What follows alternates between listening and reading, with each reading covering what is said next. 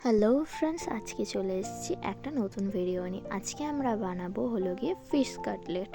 আর এই কাটলেটটা হবে পুরোটাই লোটে মাছ দিয়ে। তো প্রথমে মাছটা কেটে নিয়েছি, দেখতেই পাচ্ছেন। কেটে নিয়ে ভালো মতো নুন হলুদ মাখিয়ে রেখে দেবো কিছুক্ষণের জন্য।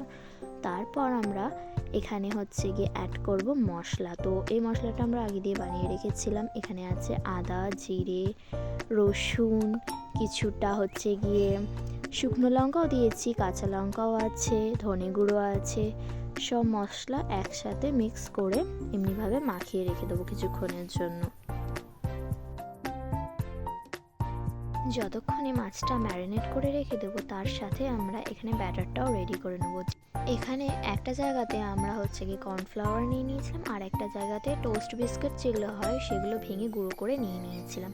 তো প্রথমে মাছগুলোকে কর্নফ্লাওয়ারে ভালো মতন মাখিয়ে নিয়ে একে একে আমরা যে বিস্কুটের গুঁড়োগুলো ছিল তার মধ্যে দিয়ে মাখিয়ে নেব।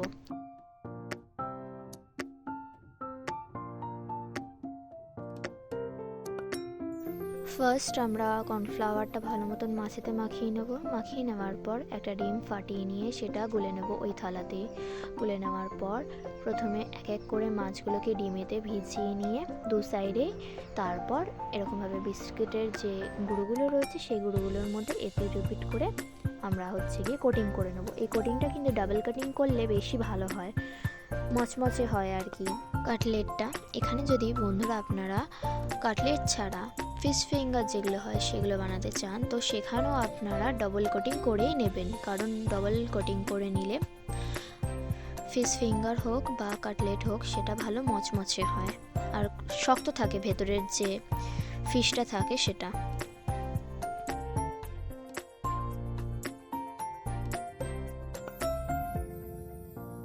তো এভাবেই এক এক করে আমরা সবকটা মাছ ভালো মতন কোটিং করে নেব। কোটিং করে নিয়েই ব্যাস আর কিছুক্ষণেরই সময় ভেজে নিলেই রেডি আমাদের কাটলেট।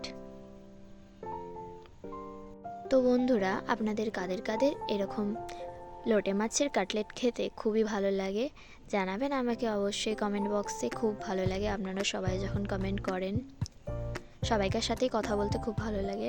এভাবেই পাশে থাকবেন, আর যদি কোনো ভুল হয়ে থাকে সেটা আপনারা অবশ্যই আমাকে জানাবেন, কারণ ভুলটা ধরিয়ে না দিলে তো সেটা ঠিক হবে না না। আর আমিও নিউ এই ইউটিউবের জার্নিতে, আমার থেকেও অনেক এক্সপিরিয়েন্সড লোকজন আছে, তারা সবাই আমাকে যদি না জানায় আমি কিভাবে বুঝবো যে ভুল কোথায় হচ্ছে। তাই অবশ্যই আপনারা জানাবেন আমাকে।